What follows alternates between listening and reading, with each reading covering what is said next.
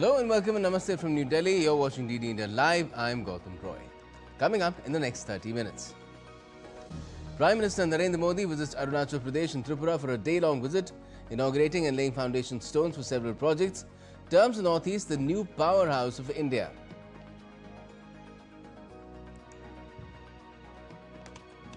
Revised goods and services tax slabs come into effect, marking a historic shift in the country's indirect tax regime. Several companies pass on benefits to consumers.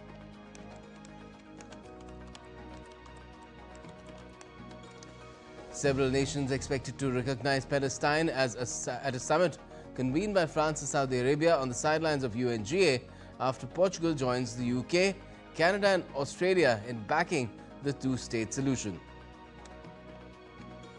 And Putin unilaterally offers Trump a one-year extension of the START nuclear arms control deal, while Russia and the US decide the next steps.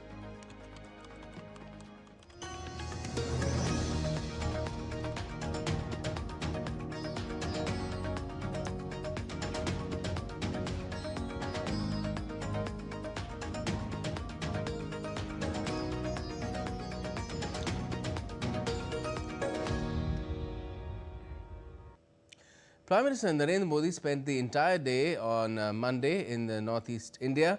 The PM visited the states of Arunachal Pradesh and Tripura. This afternoon, the PM inaugurated the redeveloped Mata Tripura Sundari Temple complex at Mata Badi in Tripura under Pilgrimage Rejuvenation and Spiritual Heritage Augmentation Drive, that's Prasad's scheme. It's one of the ancient 51 Shakti Peeths located in Udaipur town of Gomati district in Tripura. The PM offered puja at the temple and paid obeisance there to goddess Tripura Sundari.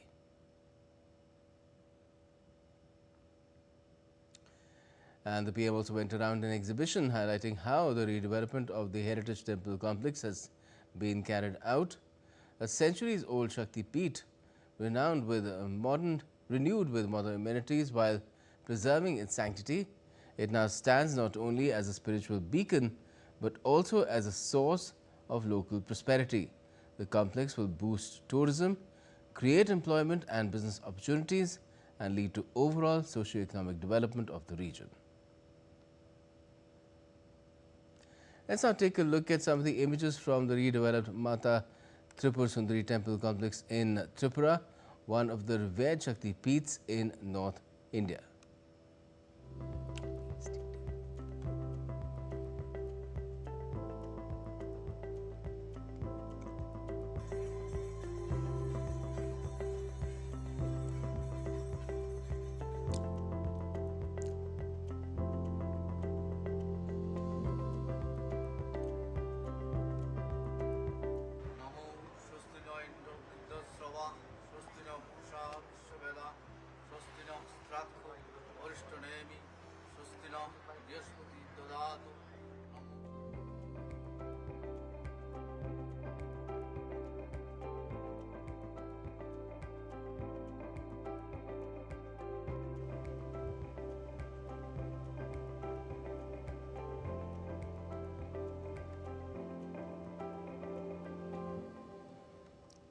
So, a revered site in northeast India gets a new look. Now, earlier, Prime Minister Modi also visited Arunachal Pradesh in the state capital Itanagar. Prime Minister laid the foundation stones for two major hydropower projects worth over 3,700 crore Indian rupees.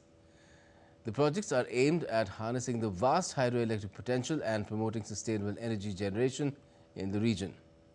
The PM laid the foundation stone of a state-of-the-art convention centre as well at Tawang.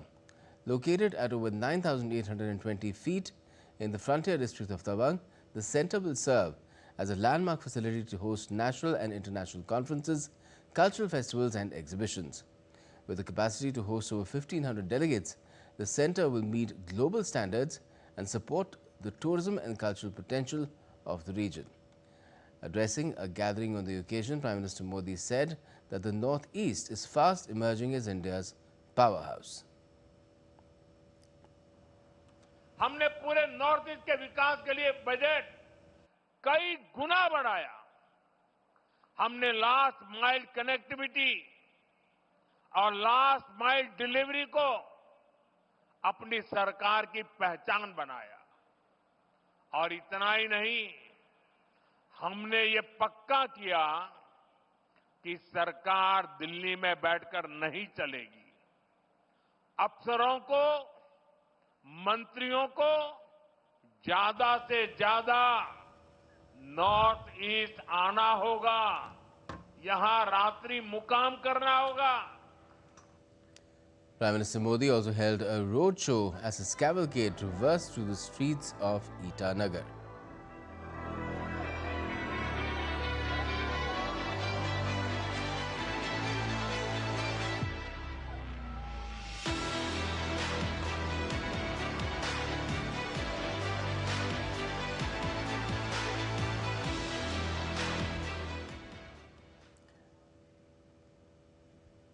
Earlier, beginning his Arunachal Pradesh visit, the PM met shopkeepers and traders in the backdrop of GST Savings Festival.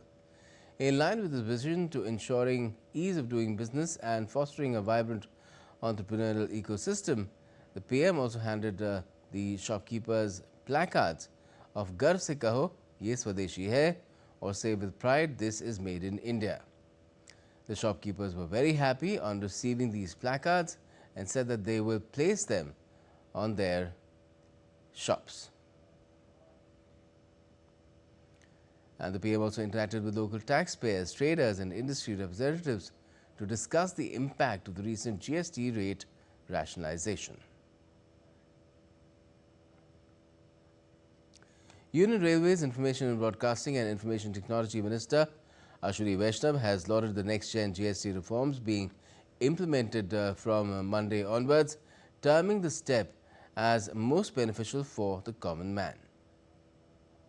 हमारे दिन में जो दैनंदिन काम में आने वाली daily use की चीजें हैं, 99% चीजों पे जीएसटी की दरें कम हुई है। बहुत बड़ा हम सब के लिए एक बहुत बड़ा ये बेनिफिट है। हम सब के घरों में बचत होगी।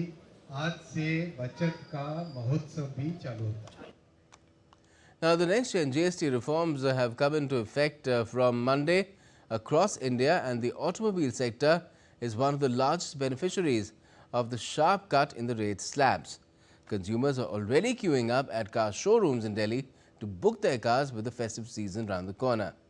Here's a ground report by DD India's Dibyendu Mondal from one such showroom in Delhi. As the next gen GST reform kicks in across the country from today itself, we are at the heart of the national capital, Connaught Place. This is a sprawling, busy market area in the heart of the national capital. And of course, one of the biggest beneficiaries of the GST rate cut is the automobile industry. And we are at the Maruti showroom here in Connaught Place, which will get the largest benefit. This sector, in fact, gets one of the biggest benefit of the GST rate cut. Number of people that are coming here to inquire, and many were perhaps waiting for this announcement to be done and the implementation to happen on the 22nd. You can see the lineup of cars here at the showroom. The demand has been rising. The inquiries had been rising over the last couple of weeks since the announcement. They could be expecting to see much more bookings, and the automobile sector gets one of the biggest benefit of the GST rate cut. This is the Dibyendu Mondal with camera person Vimlesh from Connaught Place in New Delhi for DD India. And in a social media post on X, Prime Minister Modi wrote, and I quote, "This time, this auspicious occasion of Navratri is very special. Along with the GST Savings Festival, the mantra of Swadeshi is going to receive a new energy during this period. Let us come together in collective efforts for the fulfillment of the resolve for a developed and self-reliant India." The PM further said, as the sun rose today, so did a new chapter in India's economic journey with the start of GST Bachat Utsav. And what better place to be than Arunachal Pradesh, India's beautiful land of the rising sun. Now, with a focus on self-reliance, India's Director General of Quality Assurance, DGQA, celebrates its Foundation Day on the 27th of September. DGQA is an inter-service organization under India's Ministry of Defence, which assures quality defence stores and equipment. DD India's Vishal Baristo speaks exclusively with DG of DGQA to find out more. 27 September is the DGQA day, and I have with me the Director General of Quality Assurance. Let's talk to him and find out more about the DGQA, especially after Op Sindoor. Yeah, it is really indeed Op Sindoor is the demonstration of the quality of the product which has been done by the DGQA, and it was to the precision, and more so the next day of the Operation Sindoor, we had a national quality conclave where our Honorable Raksha Mantri was there, and he also appreciated the importance of the quality of products and linked to the Operation Sindoor. There's a lot of focus on self-reliance and also involvement of the private sector. With you heading the quality assurance, how do you see things and how important is the role of DGQA? Yeah, DGQA role is quite important. The thing is now the concept of inspection and quality assurance we are redefining, and a quality organization, it is our responsibility now from the ministry to develop the industry, that is the private vendors and the industries, to come up with a quality product. All our testing labs are available for the private sector. Now the thing is recently during this year, so we have launched the defense testing portal, and through the Honorable Raksha Mantri has launched during the Aero India 2025. And what is the importance of this defense testing portal is that it is not only the facility or testing facilities of the DGQA, but entire spectrum of the country, that is DGQA, DRDO, DP public sectors, academia, IITs, and private industries, whomsoever is having the test facility, they all have got integrated into a one digital platform. So there you heard the Director General Quality Assurance. He has assured the country that there's a lot of focus on self-reliance and quality assurance will never be compromised. With cameraman Ashish in Delhi, this is Vishal Baristo for DD India. And Chief of Naval Staff Admiral Dinesh Tripathi has arrived in Colombo for his 4-day visit to the island nation. Admiral Tripathi will also attend the 12th Gaul Dialogue 2025 in Colombo on Wednesday. On Monday, he met chiefs of Sri Lanka's armed forces as well as Defence Secretary. He is scheduled to meet Prime Minister Dr. Harni Amarasuriya as well. And still to come in this edition of DD India Live. 9 footballers from the same team are in contention for the sport's highest honour set to be awarded later today. And the sparkle of the festival of Navratri on 9 nights in the state of Gujarat.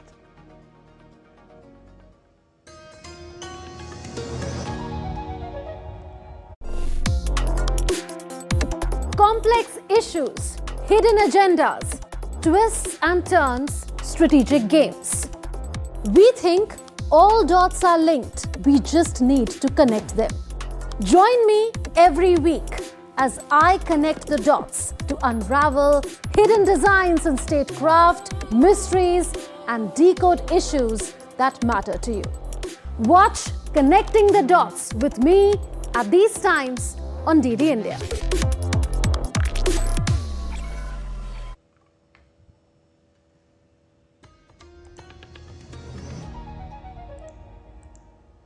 Welcome back. You're watching DD India Live. I'm Gautam Roy. India's External Affairs Minister Dr. S. Jaishankar is in New York to attend the 80th session of the UN General Assembly. Today, he's expected to meet U.S. Secretary of State Marco Rubio a little later in the day.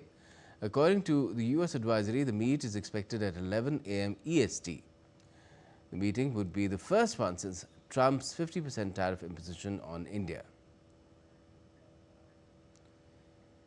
Interestingly, the meeting comes on a day when India-US trade talks are set to once again be taken forward.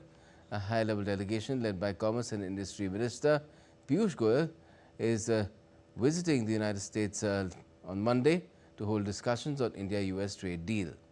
The delegation aims to advance ongoing trade negotiations and work towards the early conclusion of a mutually beneficial trade agreement between the two sides.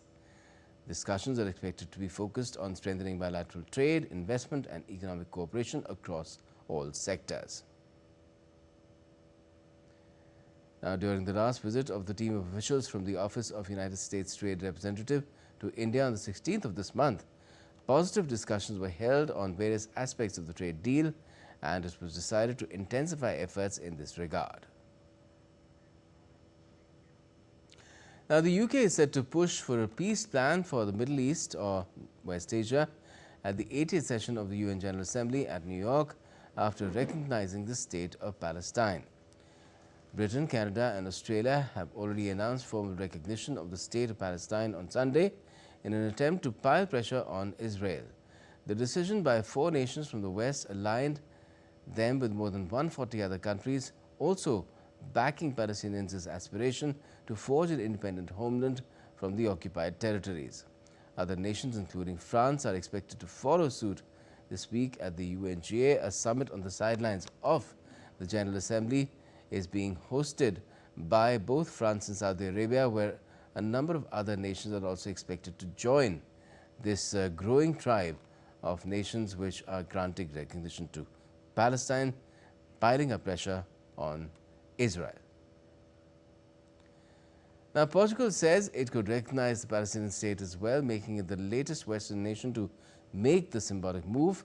While speaking to reporters in New York ahead of the UN General Assembly, Portuguese Foreign Minister Paulo Rangel said that Portugal also condemns the terror attack by the Hamas on the 7th of October 2023. Hoje, dia 21 de setembro de 2025, the Portuguese government reaffirmed on its occasion the right of the State of Israel to exist and its legitimate security needs, as well as the special friendship between the Portuguese and Israeli peoples, once again condemning the atrocious terrorist attack of October 7. Hamas and all terrorist or non-terrorist organizations that deny Israel's right to exist, demanding the immediate release of all hostages, the return of deceased hostages to Israel, and insisting on the need to combat all forms of anti-Semitism. na necessidade. Now, Israel's Prime Minister Benjamin Netanyahu has categorically rejected the one-sided declaration of recognition of Palestine by UK, Australia and Canada and more nations to follow. In a statement, he put out, and I quote, "I have a clear message to those leaders who are recognizing a Palestinian state after the horrendous October 7 massacre. You are rewarding terror with an enormous prize. And I have another message for you. It's not going to happen. There will be no Palestinian state to the west of the Jordan River. For years, I have prevented the creation of that terror state against tremendous pressure, both domestic and from abroad. We have done this with determination and with astute statesmanship. Moreover, we have doubled the Jewish settlement in Judea and Samaria, and we will continue on this path. The response to the latest attempt to force upon us a terror state in the heart of our land will be given after my return from the United States. Stand by." End quote. Now, Russian President Vladimir Putin has said on Monday that he was ready to extend by 1 year the last arms control treaty between Washington and Moscow that limits the number of nuclear weapons each side has if US President Donald Trump does the same. The new Strategic Arms Reduction Treaty, or New START, which caps the number of strategic nuclear warheads that the United States and Russia can deploy, and the deployment of land and submarine-based missiles and bombers to deliver them, is due to run out on the 5th of February next year. Putin told a meeting of Russia's Security Council that he was ready to roll over New START by 1 year in the interest of global non-proliferation and to help spur dialogue with Washington about the treaty's successor if Trump was ready to do the same.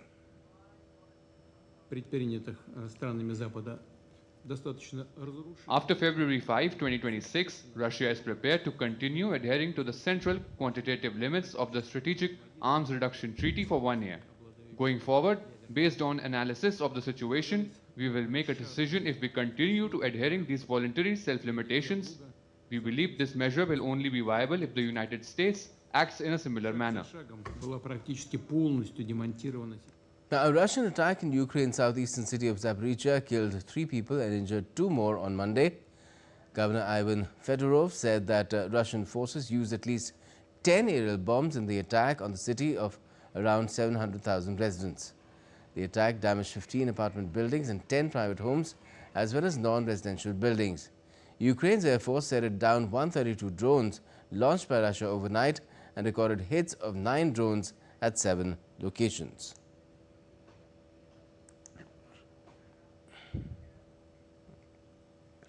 Meanwhile, Russia has denied its aircraft violated NATO airspace and warned, that countries making such accusation risked escalating of tensions. In fact, Russia accused NATO member Estonia of falsely claiming that 3 Russian military jets had violated its airspace for 12 minutes on Friday, saying Tallinn was trying to ratchet up confrontation in atmosphere. Our Ministry of Defense has categorically denied those allegations. Moreover, in the statement issued by our military referenced objective control data. We have never heard the Estonian side mention that they possess any such objective control data. That's why we consider such claims to be empty, unfounded, and a part of a completely reckless campaign to escalate tensions and provoke a confrontational atmosphere. Pakistan's police and security sources have said that aerial bombing in a remote border region killed at least 23 civilians on Monday in an area where militancy has been rising. Opposition MPs accused the military of carrying out the night raid as part of a counter-terrorism operation, but no official statement has been released by the government or armed forces.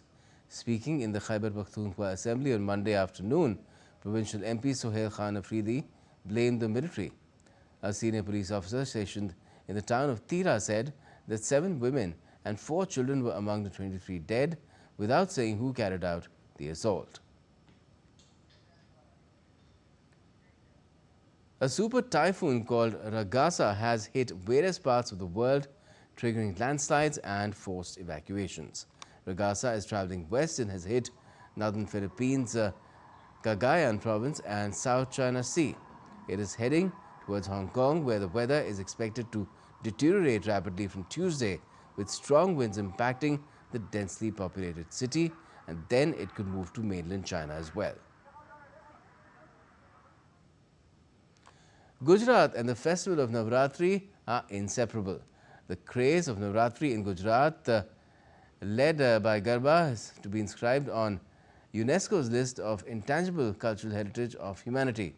A land where colors, music, Garba and Dandiya together transform the festival into one of the world's grandest cultural celebrations. But Navratri is not just a spiritual festival, it also holds immense economic importance. Here's a report on how this festival shows great spiritual importance as well as source of huge business.